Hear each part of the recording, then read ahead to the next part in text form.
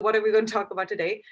Well, last week, I'm not going to do the full onboarding of where did we get through the whole book until here. Instead, I assume that most people know where we are for this session, just to give a lot of time for our presenters. But basically, in the last meeting, we already kind of skipped ahead and talked about Open Society Layer 5, particularly about, okay, what can happen if we privatize the layer of cooperation. And today we're going to talk mostly about, okay, well, what is so exciting about crypto commerce, particularly about contracts, and not about any type of contracts, but what is exciting about assurance contracts, in particular about dominant assurance contracts. Why do we need them? And I think, if you read the chapter so far until we hit that, it's really about like a lot about one-on-one cooperation and why and the things that can unlock and why that is really valuable. And dominant assurance contract kind of take it to the next level. And I'm so thrilled to have Alex Tabarrok here because he co-authored or authored the paper on dominant assurance contracts in 1996 already. So quite a while before Kickstarter and a few other mechanisms that we know of now and appreciate were even existent. So really, I think early stuff that is finally coming to fruition, and I think it must be quite rewarding for you, hopefully. But you'll tell us all about it. I'm not going to take any more away from you. And after Alex's presentation, we'll do a quick Q&A with your questions, and then we'll actually have two other presenters here who are currently working on proposals in that space, so who are trying to already put into practice what Alex has already been not really preaching, but at least suggesting since 1996. So Alex, thank you so much for joining. Really honored to have you here. And I'll share more info about you in the chat. And without further ado, please take it away. Okay, great. Thank you very much, Allison. I assume we're all good on screen sharing. I'm actually going to talk about two papers. The first one is the paper, the 1998 paper, which Allison mentioned on the private provision of public goods via these dominant assurance contracts. And then I'm going to talk a little bit about a more recent paper with some co-authors implementing this in an experiment, an economics experiment. So you can think about this as the private provision of public goods. You can also think about this as kind of a better crowdfunding. So let's begin with public goods. So public goods, as you know, are a market challenge. Notice I use the term market challenge rather than market failure, which seems to prejudge the issue, but they're certainly a market challenge. Suppose that, for example, we want to avert a flood, right? So we know with the simple kind of prisoner's dilemma kind of game, public good game, that if everybody contributed to averting the flood, that would be great. People would get these high returns, 900. But if everyone does not contribute, okay, then you get this terrible outcome, 0-0. And you would think, oh, well, since it's so much better if everyone contributes, that everyone will contribute. Of course, we know that that is not the case because there are individual incentives not to contribute. And I want to kind of break this down a little bit more finely than is often done. There are actually two reasons why people might not contribute. The first is the free rider problem. So if we think about you as being agent I on the rows, then you're better off. If other people contribute, you are better off not contributing. If other people contribute, the flood is going to be averted. And by not contributing, you get a higher payout. You don't have to do anything, and you get the benefit of the public good. So you get a higher a payout. So that's the free rider problem, that if other people are going to contribute, then it's better for you not to contribute. But there's also a second problem, which I call the assurance problem. The assurance problem is you're worried that if you contribute when other people do not, then your contribution is wasted. So if you contribute and other people do not contribute, then you're trying to put your finger in the dam and it's not going to work, and you're just going to be blown away by the flood. So your contribution would be wasted. So there are these kind of two problems, the free rider problem, the assurance problem. Now, we can think about this as a game, and let's imagine now that the town's mayor is going to change the game a little bit. The town's mayor announces that those willing to build the dike will meet at town hall. And work will begin if and only if enough people gather so that the dike can be built high enough to avert the flood. Okay, so that's what the mayor announces. Now, notice we've now gotten rid of the assurance problem. So everyone's going to meet at town hall, and if enough people show up, then you're going to, if you have enough to avert the flood, then you don't have to worry that your contribution will be wasted, because you're only going to contribute if enough people show up, right? If enough people, if people don't show up, you don't contribute, your contribution is never wasted. We still, however, have the problem of the free rider problem. Okay, we've gotten rid of the assurance problem, but we still have the free rider problem, right? Maybe if people are altruistic, or perhaps they want to be seen as altruistic, we might be able to solve that problem, but we still have that problem. Okay, now the mayor is going to change the game a little bit again. Now the mayor is going to announce that the dike will be built if and only if everyone agrees to contribute. If and only if everyone agrees to contribute. Well, now we've actually gotten rid of the free rider problem, because if you don't contribute, then the dike isn't built. So you do not get a bonus. You don't get to enjoy the benefits of the dike if you don't contribute. If you don't contribute, it's not going to be built. So the only way it's going to be built is if everyone contributes, and then they get the high payoff.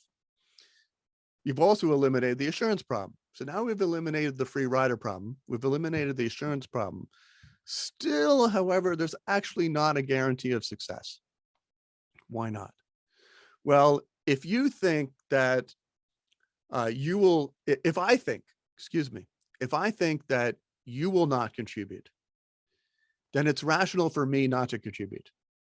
And if I don't contribute, then it's rational for you to think that I will not contribute, and in fact, not to contribute. So you get a self-fulfilling prophecy, right? So we can, this do not contribute can still be in equilibrium. And in fact, if we have kind of some epsilon costs of contributing, then this equilibrium is quite plausible. Okay. Crowdfunding, which we're all now pretty familiar with, like on Kickstarter, they use the assurance contract method. Okay, so the assurance contract is now quite familiar to most people. And the way it works is no one pays until the total contributions exceed a threshold high enough to ensure completion of the goal. Right? And crowdfunding, it's grown rapidly. There's millions of these campaigns. Last year raised over 35 billion worldwide. But there are still some problems. It's been quite successful, but there are problems with it. And the main problem is most campaigns fail. Kickstarter success rate is approximately 37%. Okay. And you might ask, well, why is this? Why is this? One possible answer is that you just have bad projects. That's possible. And of course, there are bad projects on Kickstarter. There are bound to be some. Another possible answer is that we are getting too many of the inefficient equilibrium, right?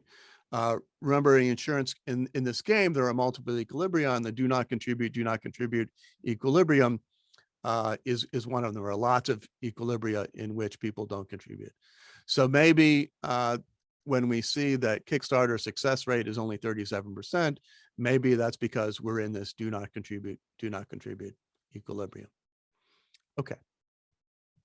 Now we come to the dominant assurance contract.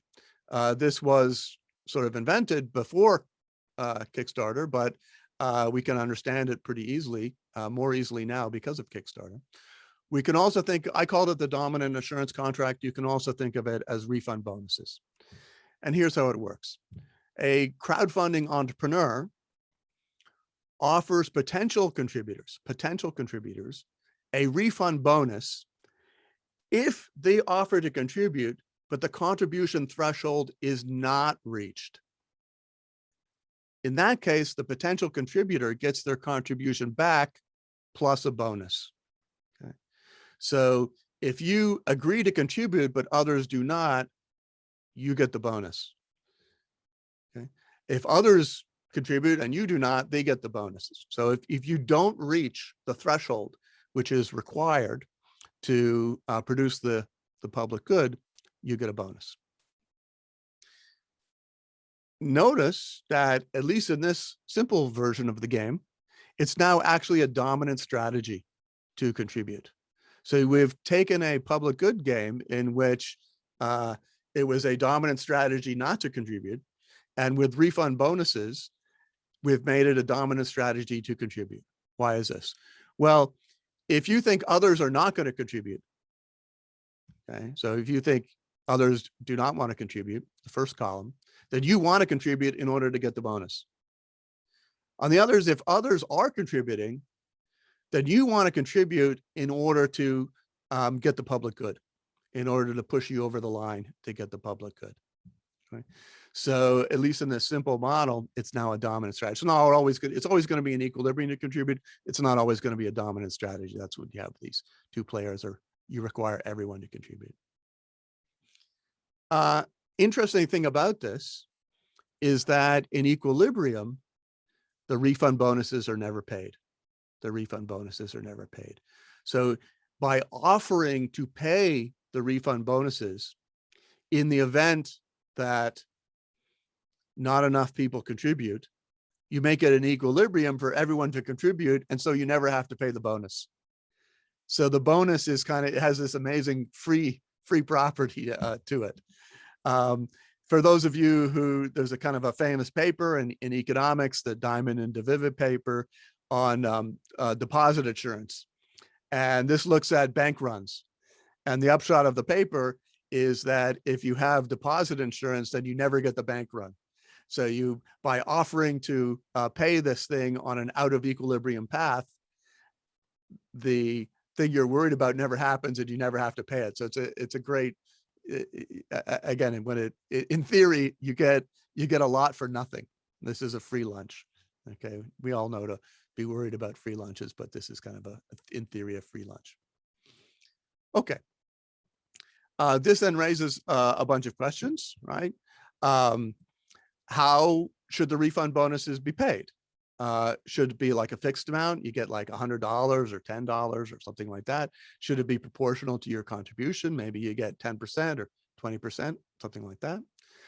When should the refund bonuses be paid? We have some flexibility here. I'm going to show it may actually make sense to pay them only to the early contributors. We have some design freedom because this doesn't happen in equilibrium. And then there's the basic question, does this actually work? Okay, it's great in theory, Tabarrok. Does it work? Okay, does it work? Right? Okay, so we run some lab experiments, and we basically set up a environment which is similar to what you might see in a crowdfunding environment like Kickstarter. The people in the environment have an option to donate to different types of the crowdfunding campaigns. Okay, they can give some, and they can then give some more later. Okay, they can upward revisions. You can do this continually. Okay, there's always multiple. There's always at least two. Well, there's always two fundraising campaigns. In particular, the details here are not too terribly important, but we have 10 subjects per group. They have each run of the experiment lasts 2 minutes. There's a hard close. We know their values. This is what's important about running a experiment. We're running a lab experiment, is that we're going to pay them based upon values which we assign them. So we tell them this is your value of the public good. Okay, so this was all, we had Vernon Smith a couple of weeks ago. And so this is part of Vernon Smith's insight that you can induce values. And so we induce these values for the public good, and then we can compare with theory. So we know this is an unusual, with these experimental labs, this is an unusual case where you can actually test the theory. If the threshold is reached, as with crowdfunding, each player gets their value. If the threshold is not reached, each player who agreed to contribute gets a refund bonus in the experiments with refund bonuses. We're going to test a bunch of different ones. I'm not going to go through them all. the baseline, there's no refund bonuses. There's some where you get a fixed amount. There's some where you get a fixed amount given to early. There's some where you get a proportional. This is like 10%. And there's early and not early and so forth. I'll show you them in a little bit more detail. Here's the first kind of basic result I want to give you. In the baseline treatment, without refund bonuses, only about 1/3 of the projects, all of which it would be efficient to fund, all of which would be valuable to fund, only about 1/3 are successfully funded. Okay? So that illustrates the large amount of equilibrium miscoordination. That 0, do not contribute equilibrium appears to happen quite a lot. Okay, because all of these would make sense if they were funded. Perhaps just fortunately or randomly, this is actually very close to the Kickstarter number. I don't know whether how much weight we should put on that, but it's actually close to the Kickstarter number. Here's then the first basic result. Any refund bonus increases success by about 20 percentage points or 50%. Okay, so whether you pay a fixed amount, whether you pay a proportional amount, doesn't matter so much. All of them perform much better than baseline. Not 100%. Okay, so in that sense, we're theoretically we should be at 100%. So we're not at 100%, but we increase the number of successful campaigns by about 50%. The larger refund bonuses, not terribly surprisingly, they work better. So a fixed amount of 6 works better than a fixed amount of 3. The early 50 works better than the later 50. The 20% works better than the 10%, and so forth. We can also see that equilibrium I was talking about of 0, that this is relevant because in the baseline, nearly 20% of individuals don't contribute at all. Okay, you have contributions of 0. This falls in half when the refund bonuses are used. Okay, so in the baseline, you get about 20%, they're contributing nothing. Okay, and that falls in half when you have any form of refund bonus. So it really gets people not just to contribute more, but it gets people to go from 0 to 1. Okay, to use Peter Thiel's language.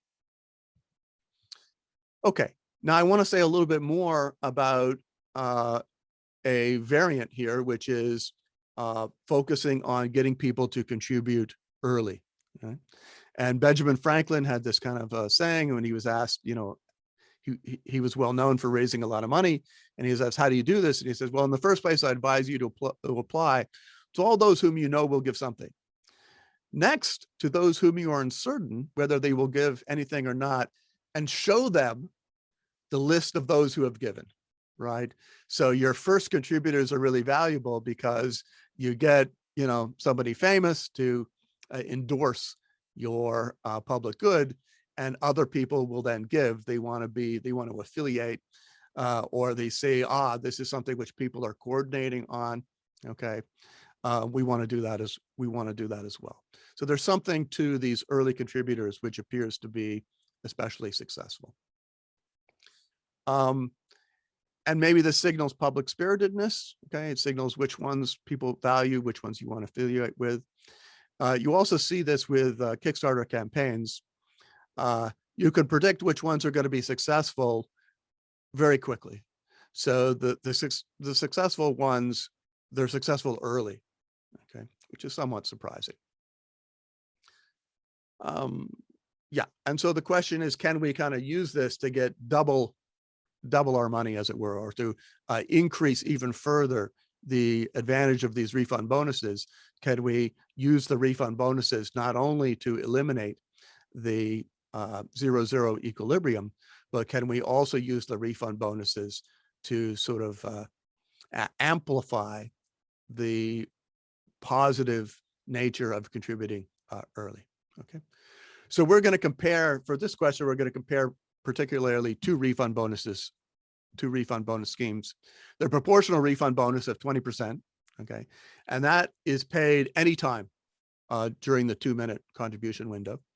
And we're going to compare that with the PE20, which is early 20, where you get the same 20% paid on contributions made during the first minute, so the first half.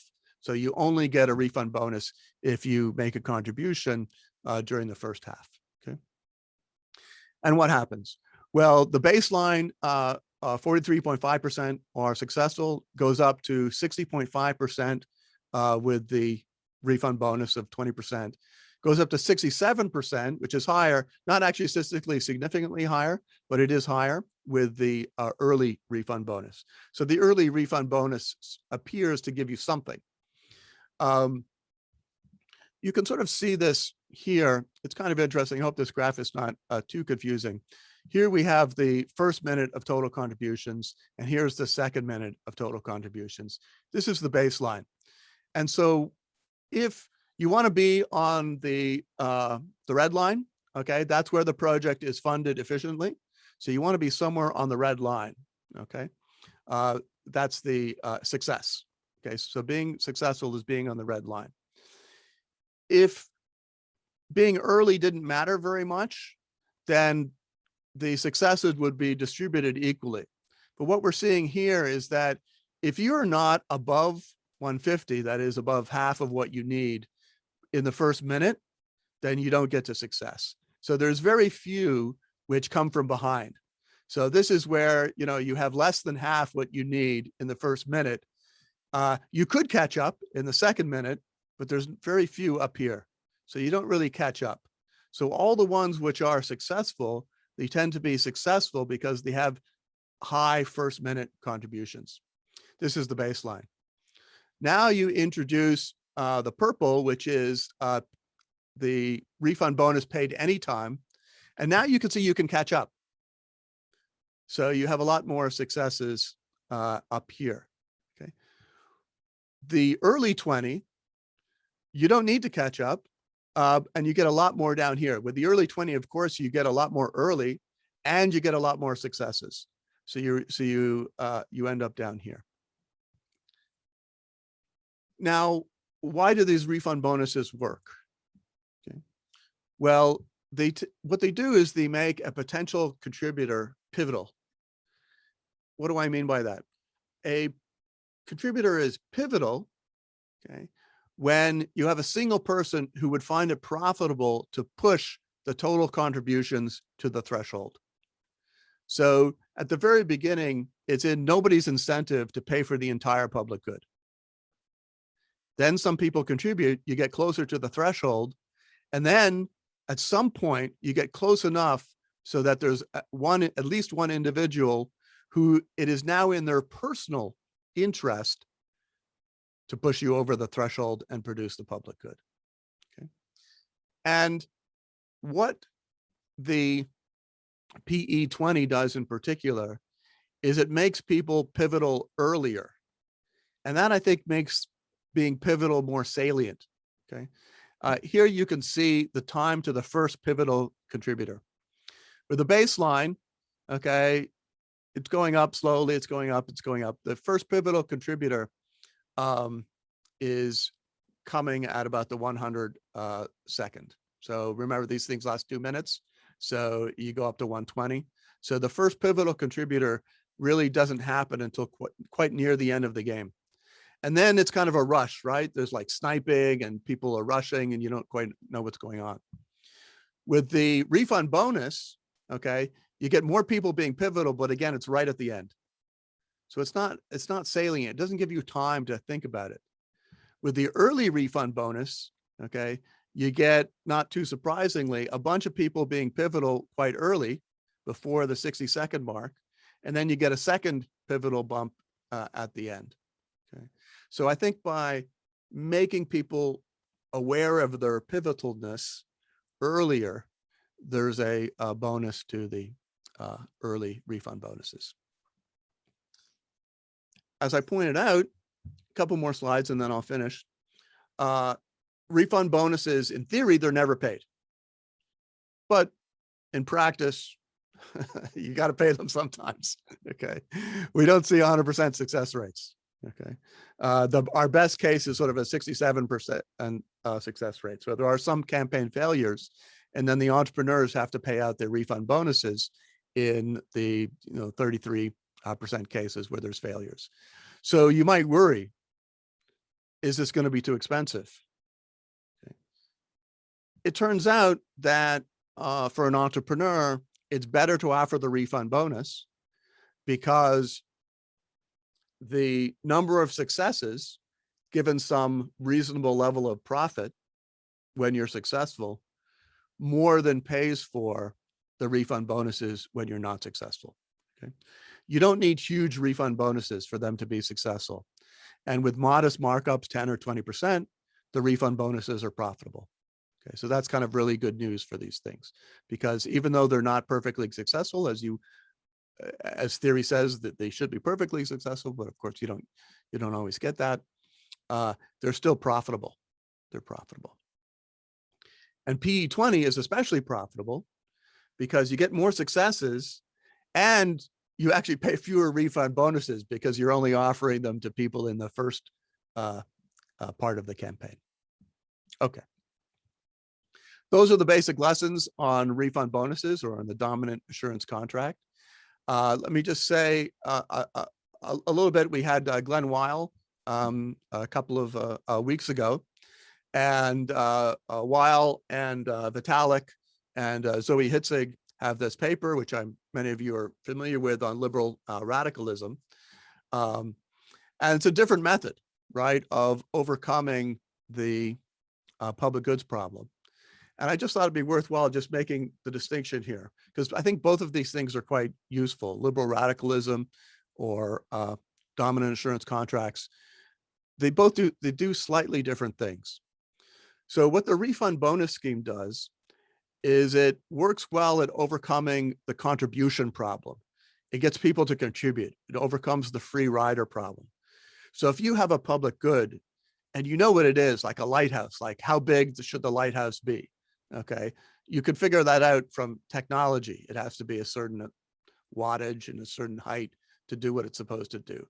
Or if you're going to build a dam, you know what the size of the dam should be, or a fireworks show, you know how many fireworks you're going to have. But the trouble is the trouble is getting people to contribute to these things. Okay, you know what it is you want, you just can't get people to contribute to it. That's what the refund bonuses, the dominant assurance contract, is good at doing. Okay. If the problem, however, is that you don't know how much people value the public good, so you're trying to figure out how much to spend on public parks versus fireworks, that's more of an information revelation problem. Okay.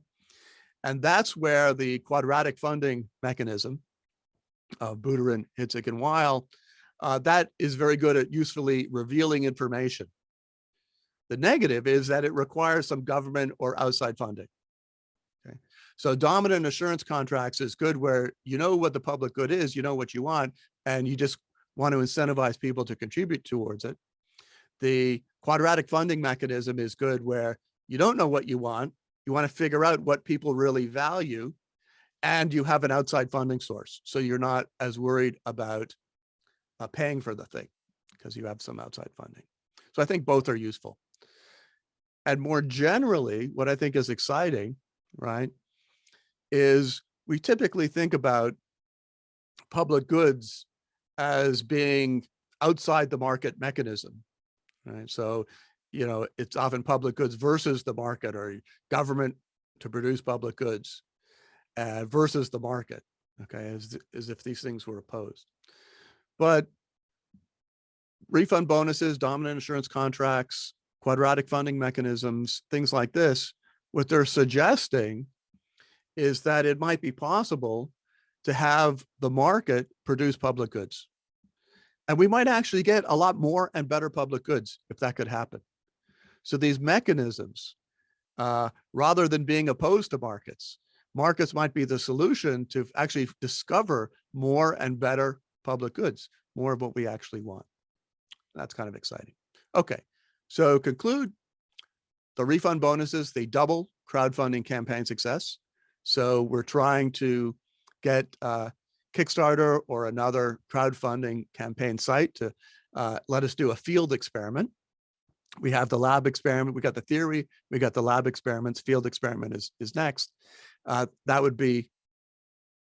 could be very useful to a Kickstarter-like platform. They pay for themselves. All kinds of refund bonuses can work. Fixed, proportional, early, constant, they all work well.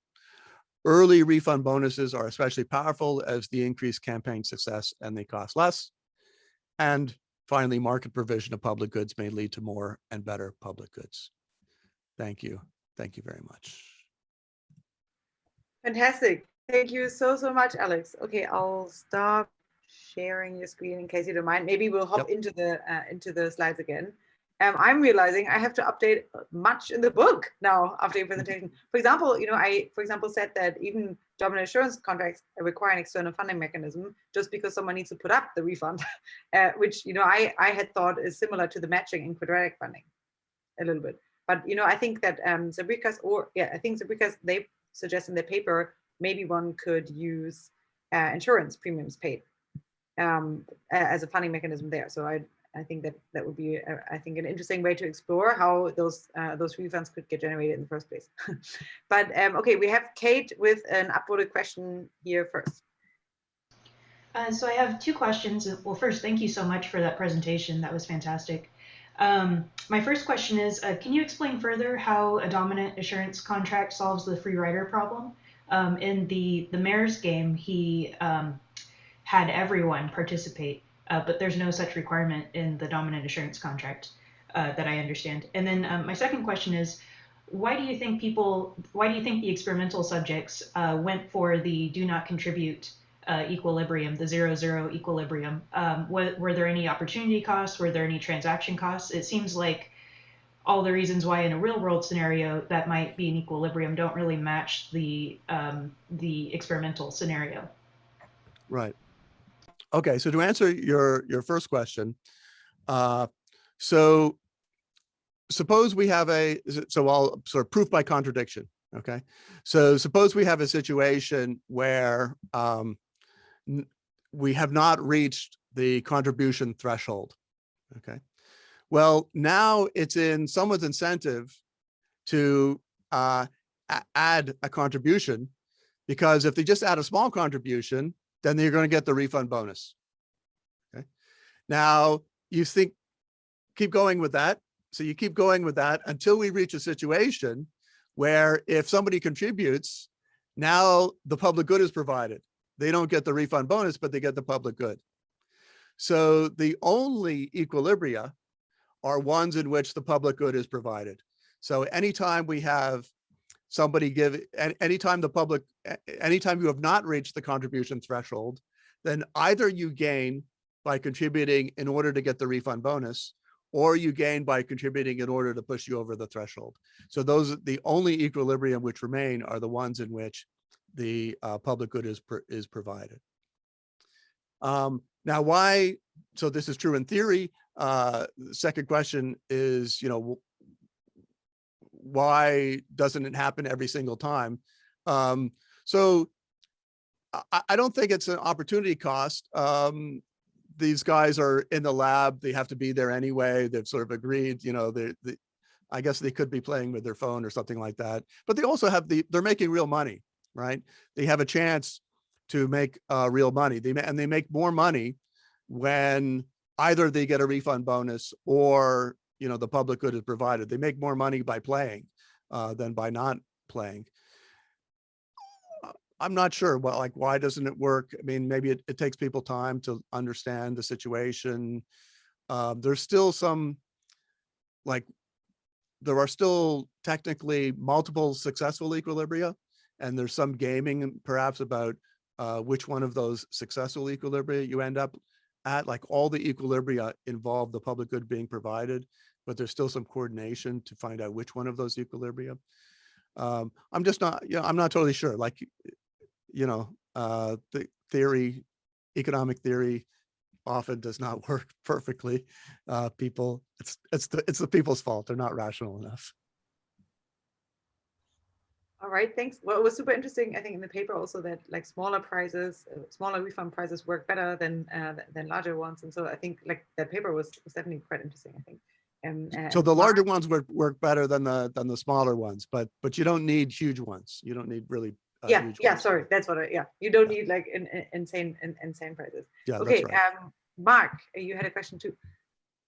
Yeah, so far we seem to be only examining the dangers that something doesn't get funded that should get funded.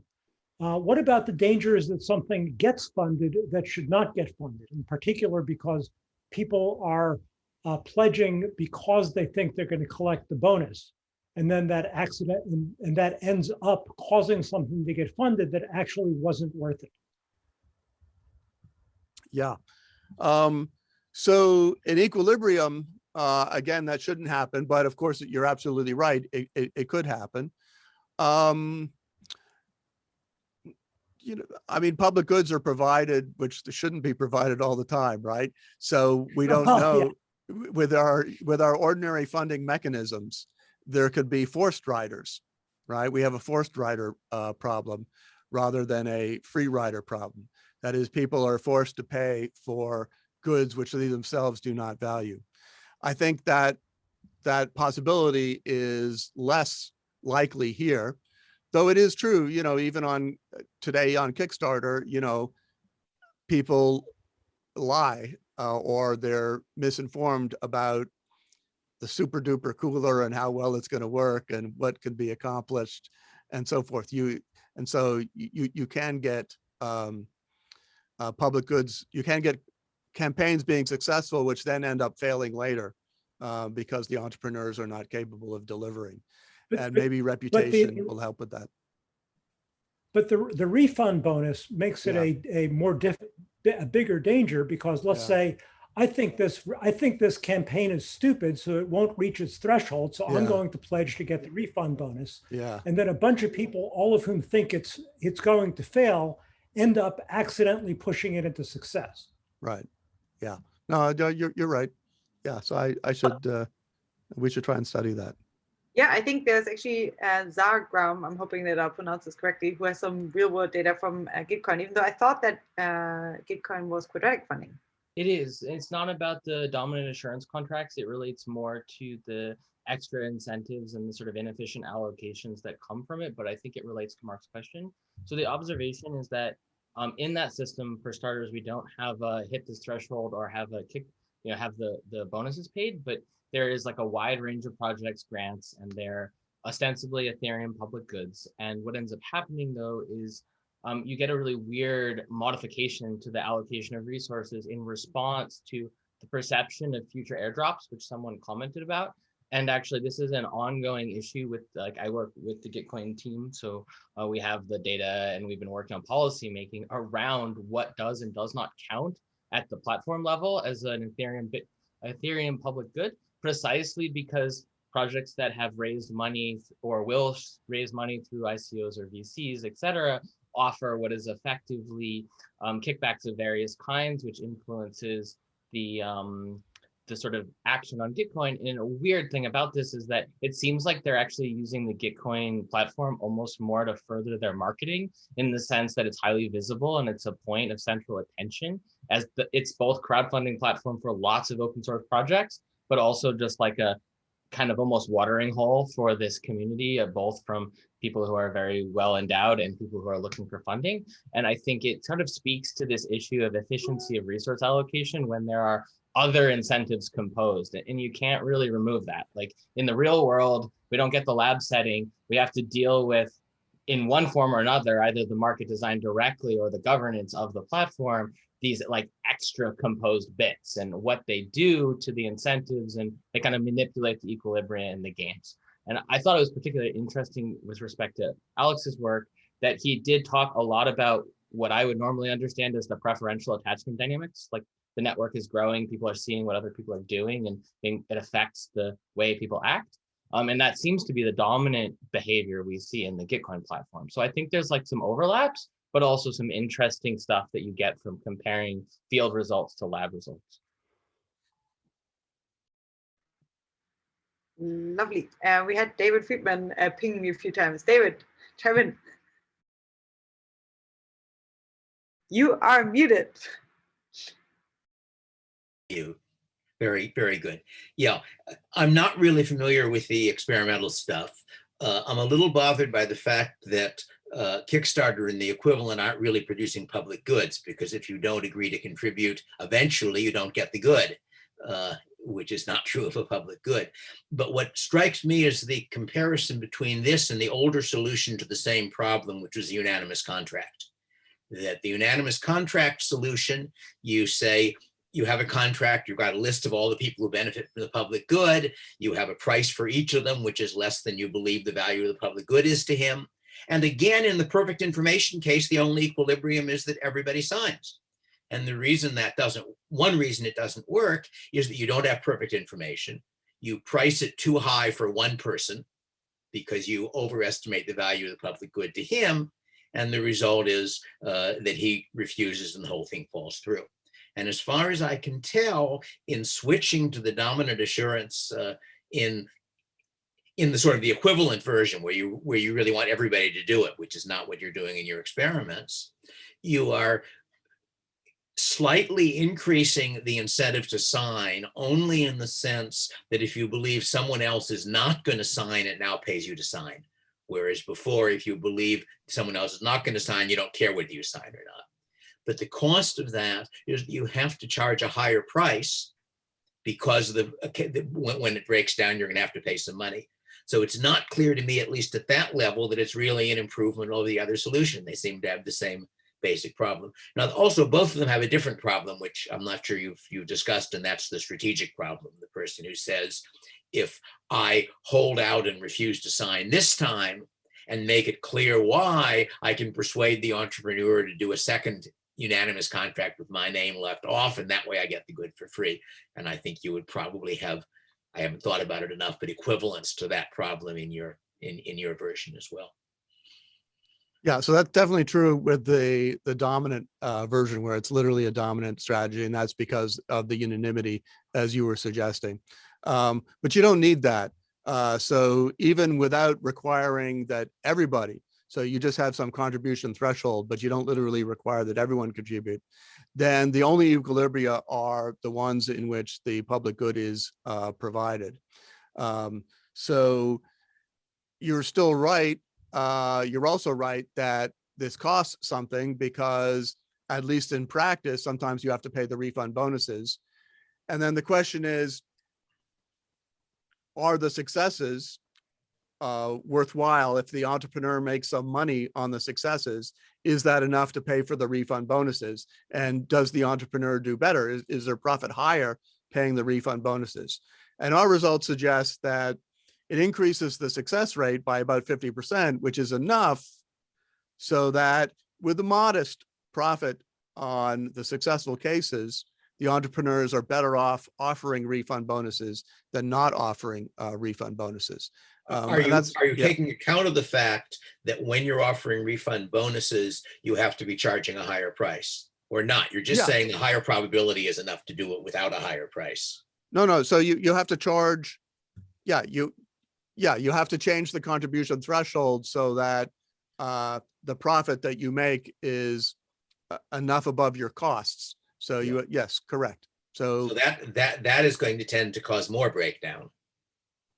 Tend to cause more. Raising the threshold is going to cause more failure, because it may turn out that after the contribution, now the individuals in your system, do the individuals have to contribute a fixed amount, or do they contribute any amount they want? They can contribute any amount they want. There has to be, in some of the versions where there's a refund bonuses of a fixed amount rather than proportional, they have to contribute at least so much, at least a particular amount. So we avoid kind of contributing a penny in order to get a refund bonus of, $1. But in the proportional case, you can literally contribute however much you want. Remember, the threshold, there's a cost. The entrepreneur has some cost of producing the public good, and there's a threshold. How many people how much funding he requires in order to say he's going to produce the public good. And if it was zero, if the cost was, if the entrepreneur could produce at zero, then he would just set the threshold equal to the cost. What I don't understand, I'm sorry, again, this is a real public good. So if I don't contribute, I still get it if other people do. Yeah.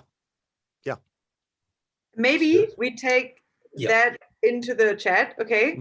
I want to know from you, Alex, in the last maybe like 2 minutes or so, what do you think is the most exciting near-term use case for this? I know that you said a little bit about Kickstarter and like, you know, using it that maybe as an experimental ground, but like which public goods, I think even in one of the papers, I think on libertarian social engineering, you said maybe even bridges one day can be funded that way. But like, what do you think is like the pipeline, you know, how to roll this out? Because then we're moving into like a section where there's already a few projects that are trying to make headway on that. So I'm super curious, what do you think is the most high level use case, and what do you think is the most short-term use case? Yeah. So I'm not sure I want to broadcast the idea as widely as possible in order to get people to try it out. Local public goods, I think, make a lot of sense to me. Improving your neighborhood, things of that kind of nature. But there's obviously a lot of potential with smart contracts to produce public goods for platforms, right? I mean, that is a big problem, which governance of Bitcoin and Ethereum and all these kinds of platforms, right? So on the one hand, you want decentralization. On the other hand, you want some governance, and you want to be able to improve the platform over time. And to do that, you need some kind of funding mechanism. And you have a whole bunch of choices, you know, should we double the block size, you know, or not, right? Or should we double the block size, or should we, you know, do X, Y, or Z? And this might be a way of getting people to contribute to those kinds of public goods. Okay, lovely. Well, thanks a lot. And I think that's, you know, I guess what Gitcoin's trying to do with quadratic funding also, but exactly. Thank you. Thank you very, very much, Alex. This was a lot of theory compressed really nicely, and I'm super excited about the Kickstarter projects. Actually, I think they were mentioned in one of the papers, and I'm super keen to see them thrive. So that's awesome. Thank you very, very much. And we have now in the final last 10 minutes, actually 2 projects that are seeking to have seeking to use some version of assurance contracts. One is an anonymous assurance contract, and the other one is actually a dominant assurance contract, and to actually fund some stuff in the real world. So we have one project proposal from Anthony Aguirre on using anonymous assurance contracts in a platform called Critical Number, and I'm super happy to have him present here. I will share background of where we talk about that in the book. And Anthony, please take it away. Okay, thanks. This.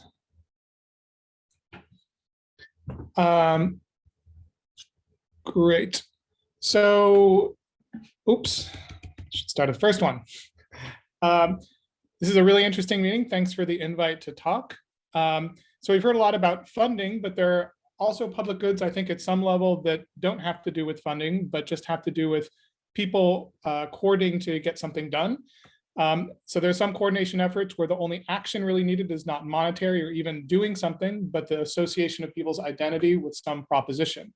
So some examples are like open letters by prominent individuals calling for something, statement of intentions or coordinated intentions to do something like a vote to unionize, whistleblowing, unethical or illegal actions, defection from leadership in a political party, for example, or pledges, not even the necessary funding, but pledges by high net worth individuals to fund a project where the pledge is sort of good enough. You don't even necessarily need the money like in the bank account.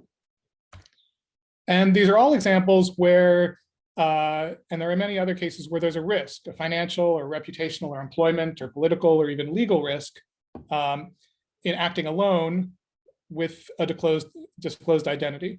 But in which if people act in a coordinated way and there are lots of people on board with the same thing, it'll be safe for all of them.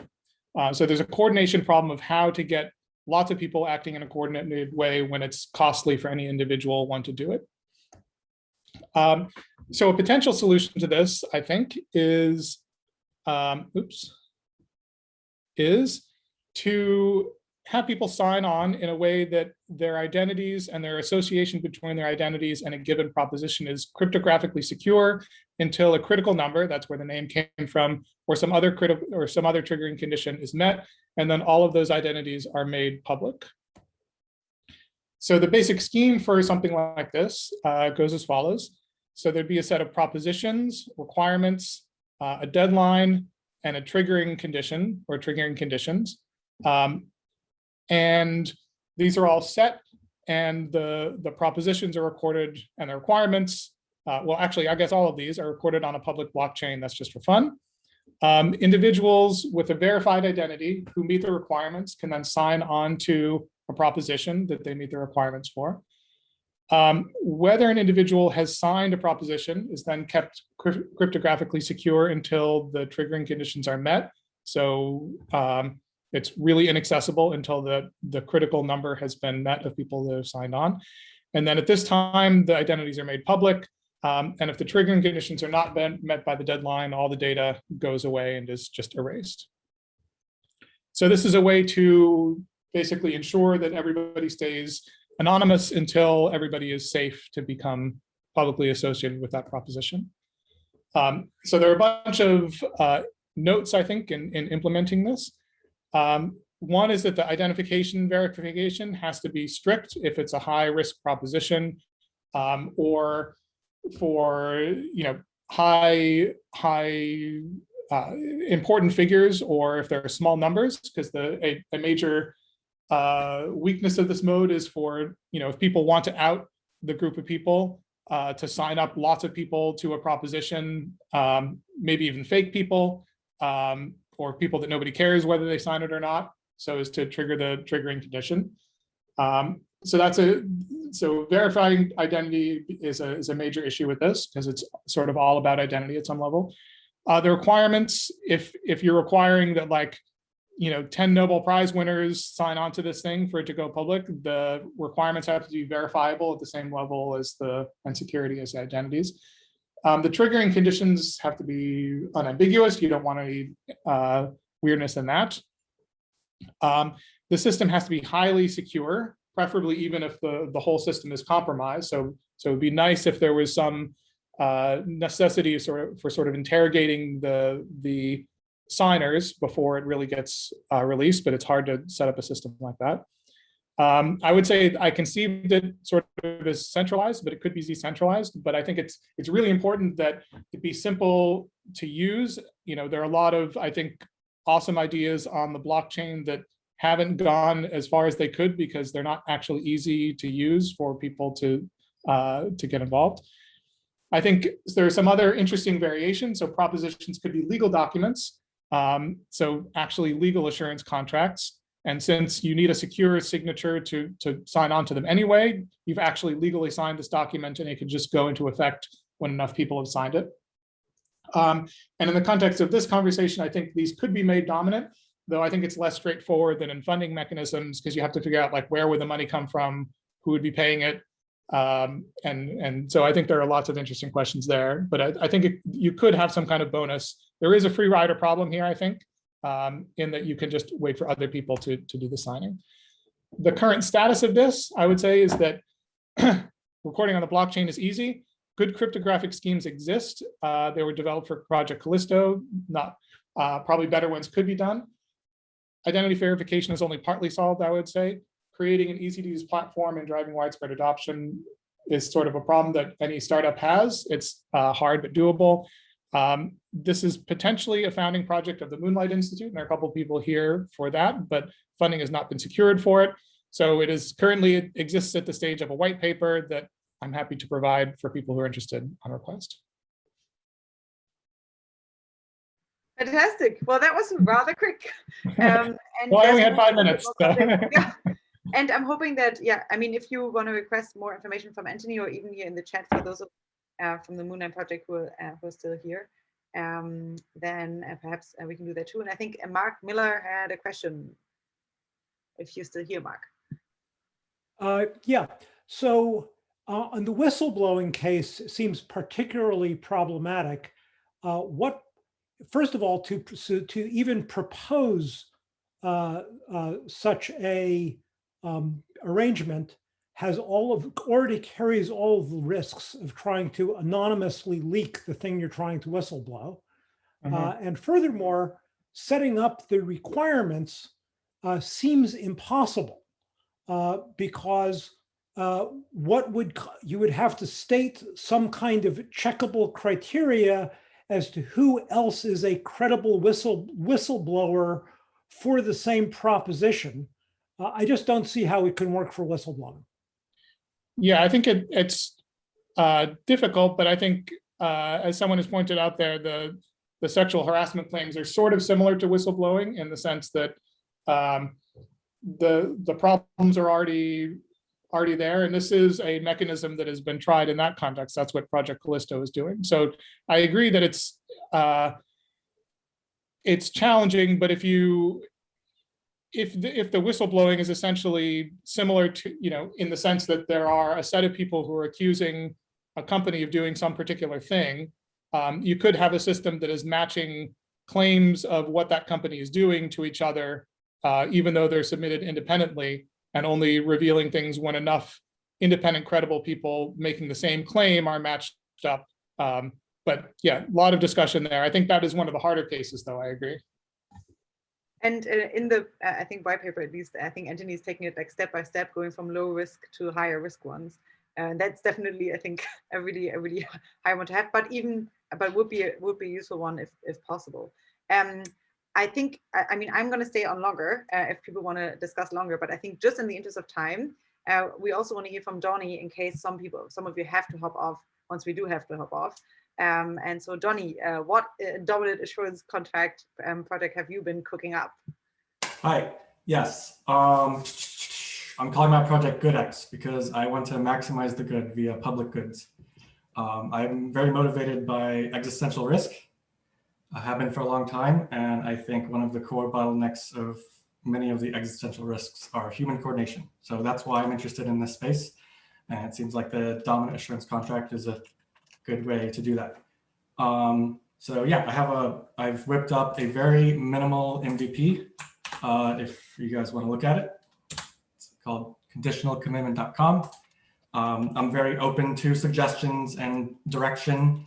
I'm kind of thinking about Kickstarter for network states as like a good direction to go in. That seems very ambitious, and like if you can create a new country with a dominant assurance contract or something, then like that's pretty like public goods complete. So, but I'm very like I'm very interested in like, can we get groups of people like moving to the same location? So that's either like from small to bigger scale, like attending the same meetup or group house or a village or charter city. So that's the problem with that, though, is like how to verify if you're doing things besides crowdfunding, like how do you verify that people say they're going, they're gonna attend a protest or like stop eating meat for a month or whatever they're coordinating on. How to verify that? I don't know. So yeah. Any questions? Thank you. Fantastic. I just want to say, for those of you who have to hop off, feel free to do so in case Alex, Anthony, or Donnie have to do so. I will stay on for a little longer for those who still want to, just in case there are questions. I know that I will share Anthony's and Donnie's and Alex follow up if you guys send it to me. And Alex, please, your slides too, they were fantastic. But yeah. I think we could move to a Q&A as well. I loved how, Donnie, how you said group houses or charter cities, one or the other, whatever. Very, very similar. But okay, any questions? Oh yeah, well, I would love to discuss between Anthony and Alex maybe, and I think I already said this in the chat, but could there be a way in which one could make anonymous assurance contract also dominant? Is there something to be said for having something like a whistleblower kind of like almost bounty by which you could even be more incentivized to go first, and you would get the refund paid if nobody else was brave enough to actually put their name down first, even though that would be very, very hard to do, especially with the danger that Mark pointed out by verifying who even does that and who pays the price. And so it could also really increase the dangers of it. But I would love to have your opinion on that, Alex and Anthony. I think one difference with what Anthony is talking about, which I think is very interesting, is that when Anthony is talking about you're accumulating information over potentially a long period of time, and there's no point at which you would say, okay, this is the cutoff, and we're going to give the refund bonuses. Like if it's a sexual harassment Callisto kind of setup, you just really want to keep that open. So there wouldn't be a point at which you would say, okay, now we failed the contract. We didn't meet the threshold, so we're going to give the refund bonuses. If you want to be cumulative, then you just might say, well, we just haven't reached the threshold yet.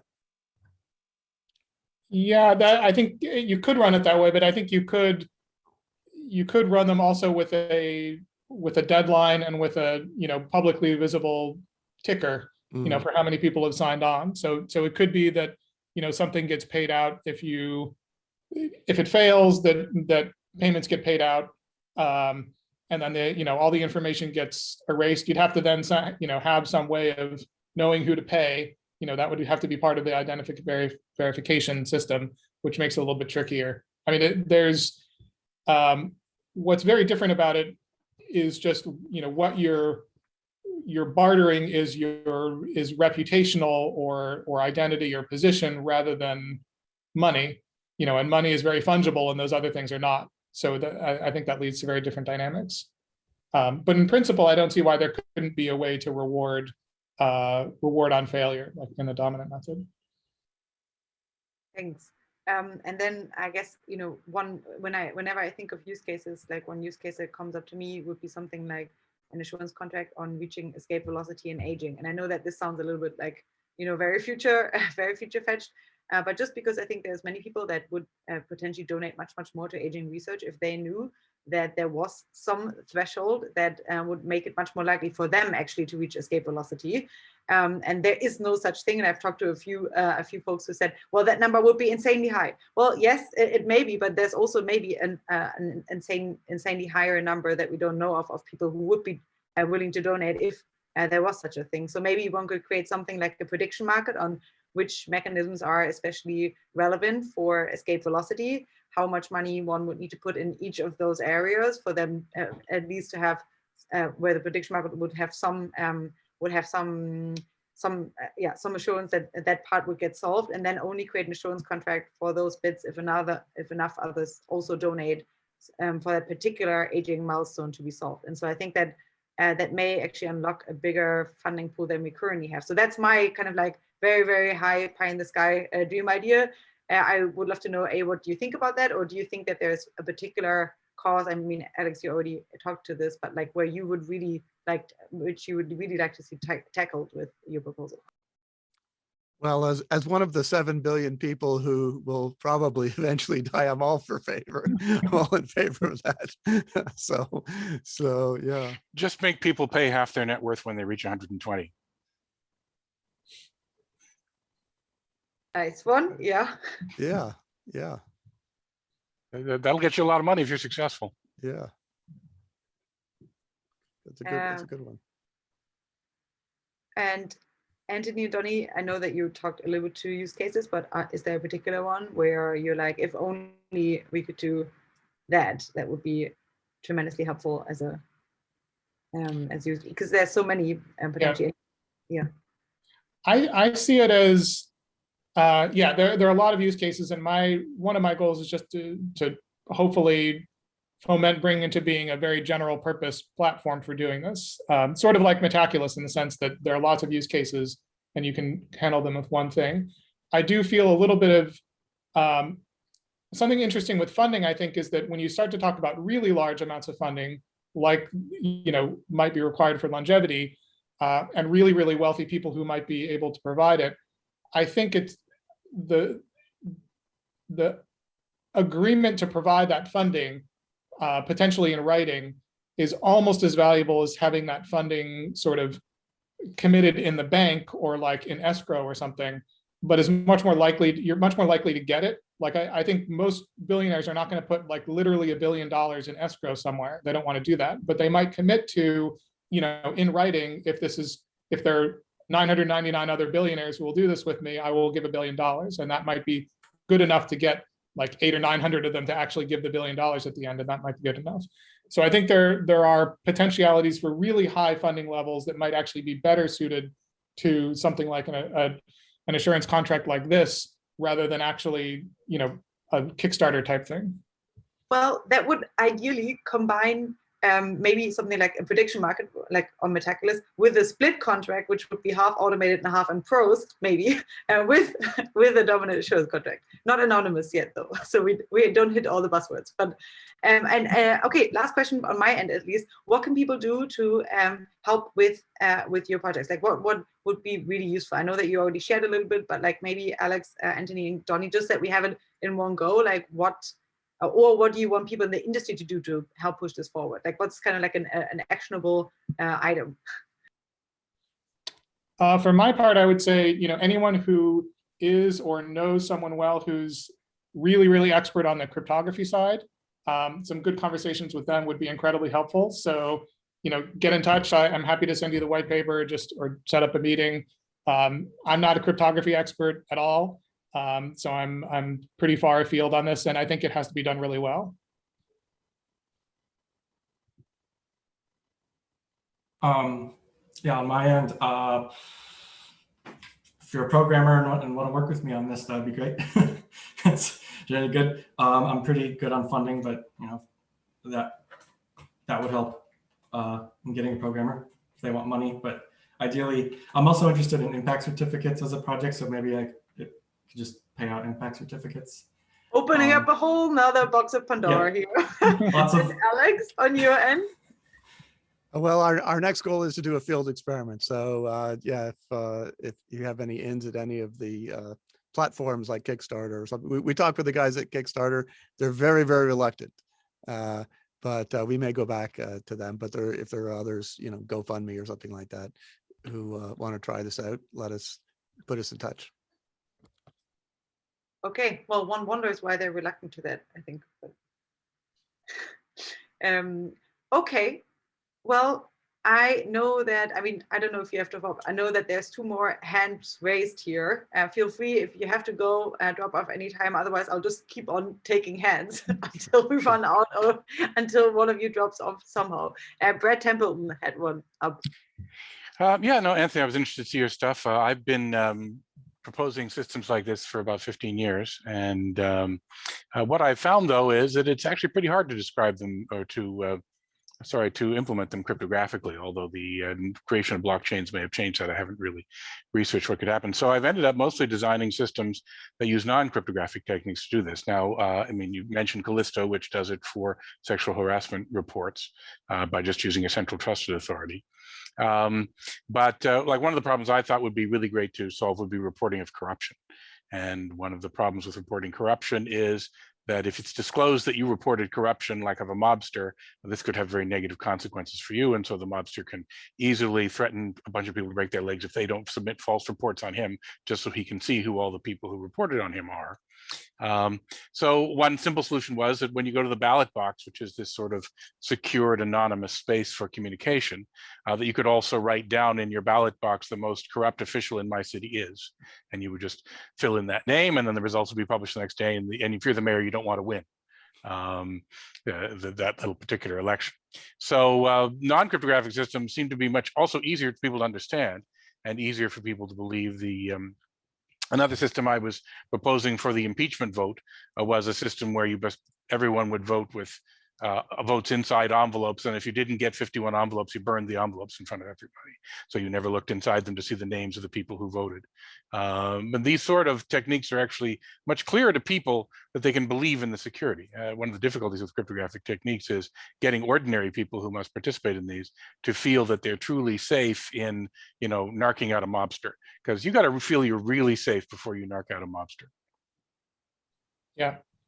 Yeah, I would say I just agree with all of that. I think those are great points. My view is that the best path is to make something that works well for like less important, lower security things and is easy to use, and then to sort of steadily try to build trust from there. I think if you try to go initially for like mobsters and whistleblowers for major corporations or defense leaks and things like that, you're taking on the very hardest cases, you know, to start, and that's a difficult way to go. So I would advocate, you know, creating something that can be used in simple cases like people who are signing a petition, where it's not really that important if their identity got leaked, and then sort of try to build up the trust and the adoption and, you know, people being signed onto it from there. I think it's also, I mean, what is very helpful is if you can have something where people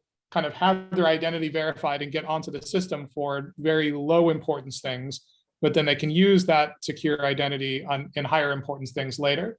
Because you don't want people signing up sort of just to do one thing, or else that's a security problem. And that's certainly what will happen. I mean, you know, people will not voluntarily sign up, I want to be in the sexual harassment reporting system. Well, some people would, but a lot of people wouldn't until after the fact.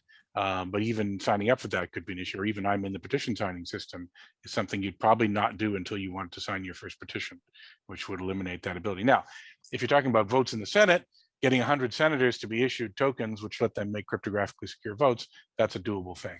But for larger populations, it's harder. Yeah. All right, and maybe last one, Mike.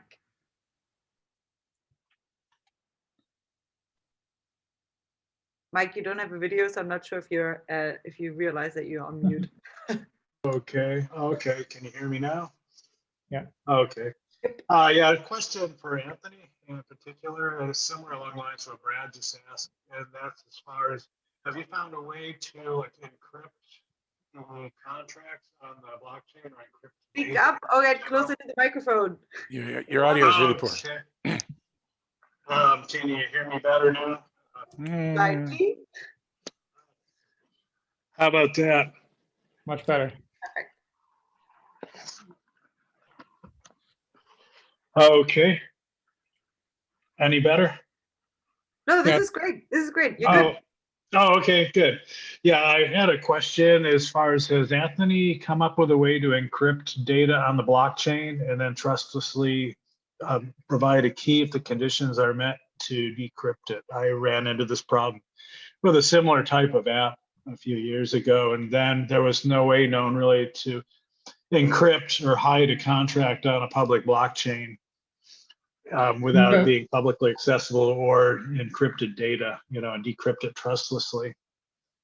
Right. So the place that I see for the blockchain in this is encoding the statements and the conditions so that everybody agrees that you haven't changed those like retroactively. So I think there should be a public record of that that's unimpeachable.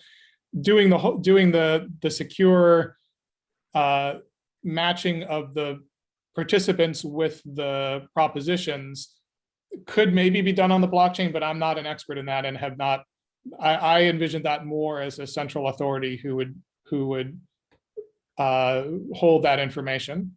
But I'm not even sure exactly how the best way to do that is. I think it seems like there are good ways, but I'm not expert enough to know how good they are or how much better they could be made. Yeah, I wish that Zuko would have been able to join, but you know, I mean, like, not just to say, oh, zero knowledge proof will solve it, but you know, if there was a way in which, you know, there were a few certain criteria that one would have to fulfill to, let's say, be the relevant whistleblower, and one could maybe prove that one has access to that information via a zero knowledge proof, in which case you wouldn't even need another centralized entity that collects those signatures and have like this kind of leakage of trust to this third entity. So maybe if you could, you know, set a few specific conditions that one could only know if one proved a specific thing via zero knowledge proof, then that may be one way in which one could, you know, verify that one is the right kind of whistleblower that one actually wants, and not, let's say, a number of agents from the US or Chinese government that is trying to you know, coax out a few of the whistleblowers without providing them safety numbers. So that was my initial idea, but Zuko would probably scold me now because I said something wrong. But yeah, if people come up with really smart schemes to do this, that would be really useful, I think. even just, on kind of like low stakes use cases. And one would have to then level it up. Yeah, I've considered a delegated proof of stake, and the delegates can hold like a sharded set, kind of like Amavan multi-sig, that if the conditions are met, then they agree, vote on to release the key. So if a majority agree. So there's some ways out of to do it. But yeah, I was wondering if anyone else has come up with any solutions for it. Okay, well, thanks. Well, we need experiments, clearly. Yep. Okay, Yeah, well, it was really lovely to see. yeah, it was lovely to see all of you. Oh, James, did you want to say something? I was just gonna say, Mike, the only folks, I don't know how they're doing it, but I do know folks on BSV, Bitcoin SV blockchain, are doing they've built encrypted chat over, like, we're all on chain. And I know a bunch of those folks, so I'll go ask them how they're doing it. I don't actually know if they're doing what you think or what you'd like to be doing, but they are doing encrypted chat over, like, all on chain. So. Oh, okay. I get encrypted between users. Between users, yes. Oh, great. Okay, that's a very similar problem then. I'll have to look into that. Thanks. Well, So it's. I think Zcash there's now ZBay, which is trying to do an eBay, zero knowledge based eBay, and they're starting with a social media platform first, which is also using zero knowledge proofs for encrypted messaging, and then eventually one could even share one's address in a zero knowledge way. So I think they could also be interesting people to talk to. I know that they were collaborating closely with the Zcash Foundation. So I'm trying to get them on to our next privacy discussion with Zuko. So maybe, we can actually talk about a few privacy preserving ways to do this kind of thing at our next meeting there, which I'm still scheduling. Okay, anything else that we're missing? No? Thanks, Allison. Well, thank you so much. Thank you so much for staying longer. It was really, really lovely, Alex. I totally loved your presentation. Please send me the slides. And I need to go back to the book now and edit a lot because there was so much more. Okay, everyone. I'm going to send out a new meeting invitation for a meeting next week with Chip Kleros, like a privatized like arbitration service, and maybe even legalese. But I'll send that out for next week. And yeah, we're gonna keep on running on a weekly basis now for those who want to. Thank you, everyone. Bye. Yeah.